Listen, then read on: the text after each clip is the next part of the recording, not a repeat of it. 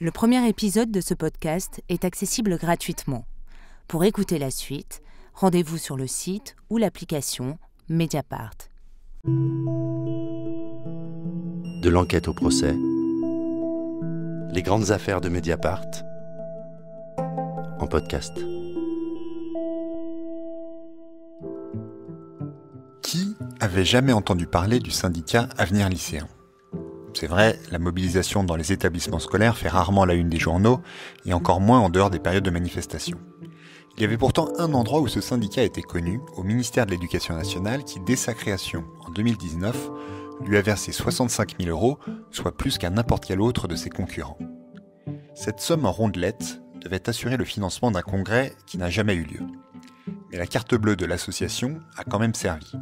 Cocktails, dîner dans un restaurant étoilé, hôtel de luxe, matériel informatique. Les jeunes lycéens s'en sont donnés à cœur joie. L'affaire aurait pu s'arrêter là quand le ministère de l'Éducation nationale a été prévenu de ces abus manifestes. Mais autour de Jean-Michel Blanquer, on a fermé les yeux et même validé une nouvelle demande de subvention. Il faut dire que ce syndicat était un peu particulier. Sa principale activité consistait à relayer la communication du ministre et à en faire la promotion. Dans cette affaire, avait dit Jean-Michel Blanquer pour tenter de se sauver, il y a beaucoup de sauce et pas beaucoup de lapin. Antoine Rouget, le journaliste de Mediapart qui a levé le lièvre, n'est pas tout à fait de cet avis et pour cause. Son enquête a débouché sur une enquête administrative, un rapport d'inspection, un signalement à la justice, une enquête judiciaire et à partir du 24 novembre, donnera lieu à un procès. Dans ce podcast, il vous raconte les dessous de l'affaire. Avenir lycéen, le procès des chouchous de Blanquer. Épisode 1. La découverte de la supercherie. Antoine Rouget, quand est-ce que tu as entendu pour la première fois parler de l'Avenir Lycéen ? C'est en septembre 2020, donc un an après la création d'Avenir Lycéen, que se présente un jeune homme dans les locaux de Mediapart. On vient me voir en me disant il y a quelqu'un qui attend à côté de l'ascenseur. Il veut absolument voir un journaliste de Mediapart. Il dit qu'il a des informations sur des dysfonctionnements dans une association lycéenne. Bon, quelque chose qui semble assez mineur, pas forcément du calibre des affaires qu'on a l'habitude de traiter à Mediapart. Il se montre insistant et il dégage une forme de sérieux. Et donc je lui dis, bon, j'ai très peu de temps à vous accorder, mais rapidement, dites-moi de quoi il s'agit. Et donc c'est là qu'il me dit, je suis membre d'une association, militant d'un syndicat, Avenir Lycéen. Ça fait plusieurs semaines que je suis informé qu'il y a des détournements de fonds. Il me parle d'une subvention de 65 000 €, d'un congrès subventionné à hauteur de 40 000 € qui n'a jamais eu lieu. Mais c'est plutôt la connexion très directe avec le cabinet de Jean-Michel Blanquer qui m'intéresse. Je vois cette dimension-là qui est là pour le coup totalement atypique, anormale, et qui nous projette en termes de responsabilité sur autre chose que simplement des dysfonctionnements ou des guéguerres internes dans une structure associative. Parce que lui t'en fait part de ce lien direct avec le ministère. C'est la raison même de sa démarche, en fait. Les personnes à l'intérieur d'Avenir Lycéen qui ont dénoncé les détournements de fonds publics, ils l'ont pas fait à travers la presse initialement. Ils l'ont fait en s'adressant aux personnes qui étaient les mieux à même de répondre à cette situation et de la solutionner de manière responsable et discrète, à savoir le ministère de l'Éducation nationale. Donc ils se sont adressés au cabinet de Jean-Michel Blanquer, au délégué national à la vie lycéenne, qui est en gros le responsable pour la vie lycéenne de Jean-Michel Blanquer et qui était un militant macroniste très proche du ministre à l'époque. Et donc ils ont fait part des dysfonctionnements, apporté l'ensemble des éléments de preuve, etc. Et en fait, c'est l'absence de réponse du ministère qui les a incités à venir voir Mediapart. Quand tu dis absence de réponse, ça signifie que le ministère n'a même pas daigné répondre aux messages envoyés ou qu'ils ont minimisé l'affaire ? Non, c'est même pire qu'une absence de réponse. En fait, ils dénonçaient en temps réel des détournements de subventions et il y avait une volonté du ministère de laisser sous le tapis ce qui était en train de se passer et on l'a compris après. En fait, c'était pour des raisons politiques parce qu'il ne fallait pas déstabiliser la direction de cette association. Et c'est intéressant parce que la première personne qui est venue à Mediapart et puis après les autres personnes que j'ai pu approcher qui ont ce petit groupe de personnes et de militants ont très vite compris pourquoi le ministère ne voulait pas réagir. Ils se sont assez vite rendus compte qu'il était impossible, sans alerter la presse, que cette affaire soit traitée. Comment ils s'étaient retrouvés dans cette association ? Comment est-ce qu'ils ont été recrutés ou comment ils sont rentrés dans ce système-là ? Il y a eu un phénomène de recrutement par capillarité, très lié à la structuration des jeunes avec Macron. Le groupe de cofondateurs d'Avenir Lycéen est quasiment exclusivement composé de militants de jeunes avec Macron. Mais c'était une toute petite structure et c'est ça qui est intéressant. C'est qu'il y avait officiellement une centaine d'adhérents, entre 20 et 30 militants plus actifs. Donc c'est très peu à l'échelle des organisations politiques. Mais par contre, avec les moyens dont ils bénéficiaient, les relais de communication, etc., ils ont réussi à prendre très rapidement une place importante, remportant les élections à la vie lycéenne. On écoute le type de communication qu'ils faisaient à l'époque. Vidéo d'Avenir Lycéen, postée sur les réseaux sociaux, janvier 2020. Bonjour à tous, je m'appelle Lise, je suis présidente de l'organisation lycéenne Avenir Lycéen. Ce matin, dans mon lycée, les épreuves communes de contrôle continu viennent d'être annulées parce que des professeurs et des élèves bloquaient l'entrée du lycée. Lorsque nous avons essayé d'entrer pour pouvoir faire nos épreuves, nous avons été hués par des professeurs et par des élèves. Des professeurs nous disaient qu'ils faisaient ça pour nous et que c'était pour nous rendre service qu'ils bloquaient notre établissement. C'est une situation inadmissible. Et donc une fois que tu disposes de ces éléments que te transmettent ces quelques lanceurs d'alerte, on pourrait dire, au sein même de l'association, tu réussis à récupérer des documents, notamment bancaires. Et qu'est-ce que tu découvres ? Je découvre déjà un train de vie totalement en décalage avec l'image qu'on pourrait se faire des dépenses d'un syndicat lycéen.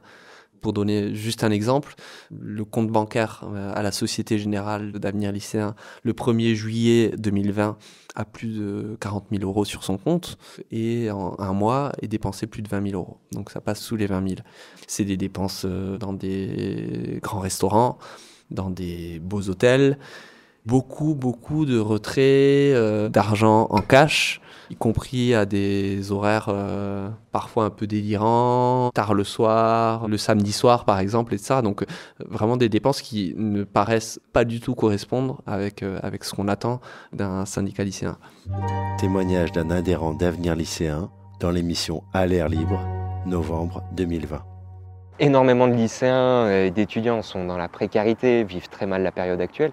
Comment on peut se permettre de se placer en tant que représentant lycéen quand on se permet de faire des dépenses de cet ordre-là, de ces montants-là, sans se poser davantage de questions et trouver ça normal d'autant plus. Quand tu observes ces étranges relevés bancaires, qu'est-ce que tu fais ? La chance qu'on a, c'est qu'on a affaire à des lycéens. Et donc, ils sont très actifs sur les réseaux sociaux, ils laissent beaucoup de traces, notamment sur Instagram. Et donc, je récupère les données. Ça permet en fait de retracer date par date et de faire correspondre les données brutes et financières qu'on a dans les relevés bancaires, les dépenses qui sont engagées, avec les fameuses, et je mets des guillemets, réunions de travail. Et surtout, ça permet de mettre des identités sur les différentes dépenses qui sont engagées, parce que j'ai bien conscience que il va y avoir une stratégie de fuir au moment où je vais révéler les choses, où je vais contacter les différentes personnes avant la publication, etc.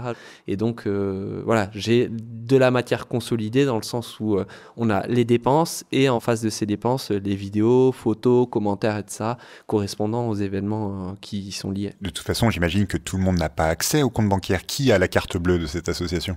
C'est un mystère d'ailleurs, c'est l'objet d'une énigme, c'est des versions divergentes sur la carte bleue qui passe de main en main, il y a une volonté aussi d'opacifier certaines dépenses.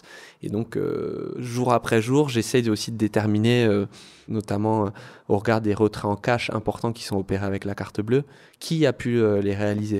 Et il se trouve qu'un certain nombre de retraits sont localisés notamment dans la région du Nord, et que le trésorier de l'association réside dans le Nord. Donc ça permet de consolider une première thèse que je peux ensuite confirmer au moment où je sollicite ce trésorier et qu'il me confirme que c'est bien lui qui utilisait tel et tel jour la carte bleue. J'imagine que ces sommes qui avaient été louées à cette association, ces 65 000 euros, devaient être utilisées dans un but précis, non ? J'imagine que le ministère ne donne pas une enveloppe comme ça sans qu'il ait été détaillé un programme. Comment ça se passe ? Alors il y a une demande de subvention qui a été réalisée par l'association Et il y a deux choses qui sont très étonnantes et très particulières dans cette affaire et qui sont liées à l'extrême proximité qu'entretenait ce tout jeune syndicat avec le ministre directement. Les deux particularités, c'est d'abord que c'est une subvention extrêmement importante donnée à une association qui ne justifiait d'aucune activité, d'aucun passif, d'aucune expérience et de ça. On a donné un blanc-seing en fait à une structure dont on ne savait pas quelles étaient ses pratiques. Et la seconde chose, c'est que effectivement, la subvention est adossée à une convention avec le ministère. Et la somme qui est attribuée à Avenir Lycéen repose sur un engagement en termes de projet. Sur les 65 000 euros, il y a par exemple plus de 40 000 euros qui sont donnés pour l'organisation de son congrès fondateur. Déjà, on peut questionner l'importance de la somme donnée par le ministère de l'Éducation nationale à un nouveau syndicat pour son congrès fondateur. C'est une somme extrêmement importante, 40 000 euros. On a de quoi faire avec 40 000 euros. Mais en plus de ça, ce qui est d'autant plus choquant, c'est que ce congrès n'a jamais eu lieu. Mes sources à l'intérieur du syndicat me disent qu'il n'a jamais été prévu de faire un quelconque congrès et qu'au lieu de ça, l'argent a été dépensé dans une fameuse tournée à travers la France des dirigeants de l'association, à travers les fameuses réunions fantoches. La convention n'a jamais été respectée. Elle a d'ailleurs jamais été contrôlée par le ministère. Et le ministère n'avait évidemment absolument pas envie d'aller contrôler ça. En gros, la stratégie du ministère, ça a été de donner 65 000 euros à des lycéens, de leur dire amusez-vous avec. Et puis, en contrepartie, ces lycéens ont assuré la communication dans les lycées du ministre de l'Éducation nationale. On pourrait dire, en résumé, qu'ils se sont payés une campagne de communication à 65 000 euros. C'est un peu plus pernicieux que ça, parce qu'une campagne de communication, elle est logotypée et elle est signée par le ministère de l'Éducation nationale. Là, c'était un paravent. Et on a sponsorisé des jeunes, dont je rappelle quand même la majorité étaient mineurs. Et donc tu le disais, une fois que tu as réuni tous ces éléments, tu appelles le trésorier, et j'imagine aussi les anciens présidents de cette association, pour leur soumettre tes questionnements. Comment ils réagissent? Ils contestent les faits? Ils les nuancent, ils les contestent pas, et ça a été ma vraie surprise. Ce qui m'a frappé à l'époque, je m'en souviens encore, c'est encore une fois leur niveau de maturité.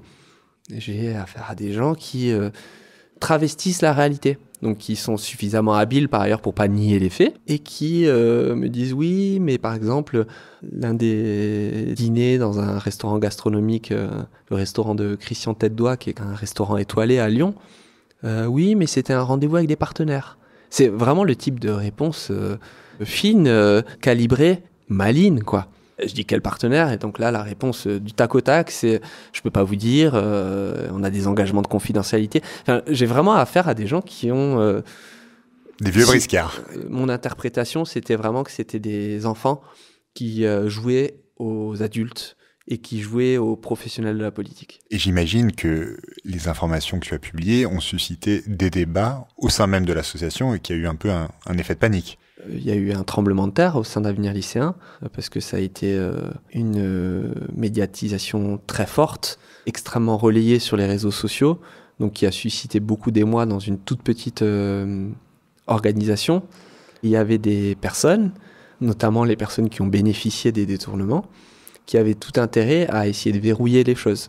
Donc il y a eu notamment une assemblée générale extraordinaire, 24 heures après la publication du 6 novembre, visant un petit peu à essayer de verrouiller les choses. Une de tes sources, ce jour-là, enregistre les échanges. On en diffuse un extrait.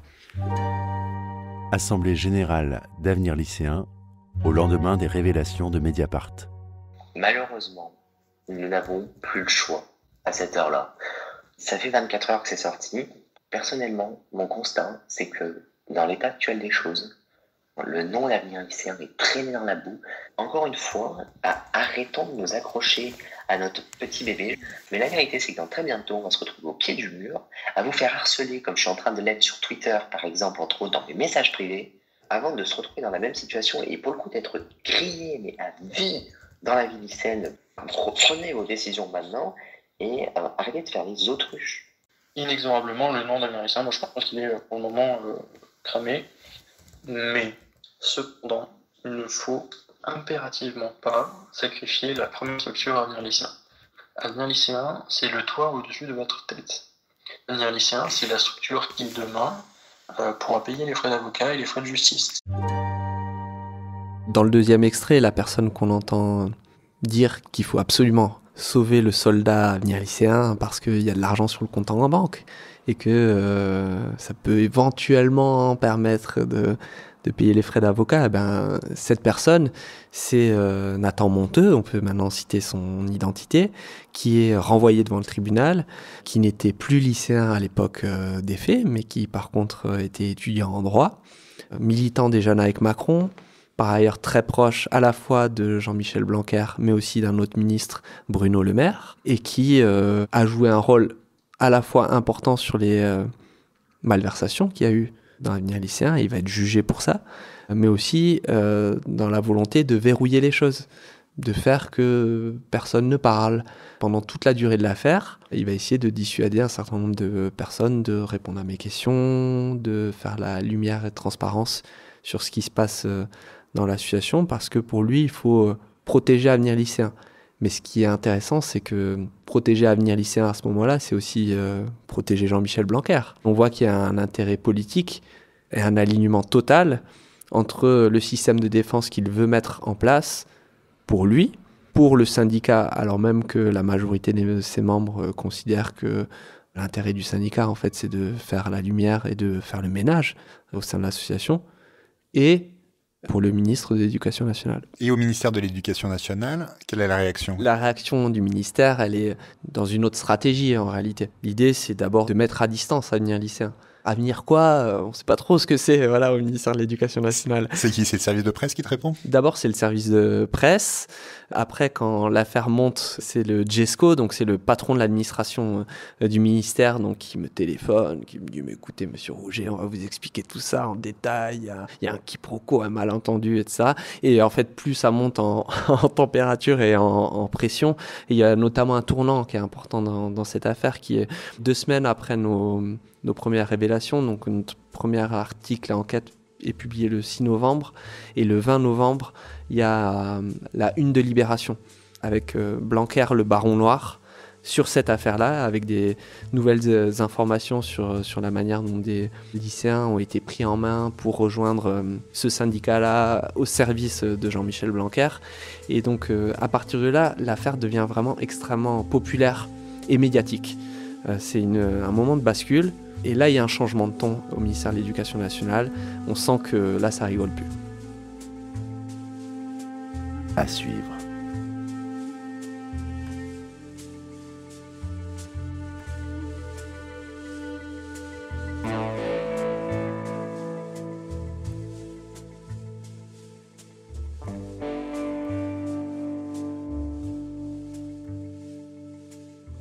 Pour écouter les prochains épisodes, rendez-vous sur le site ou l'application Mediapart.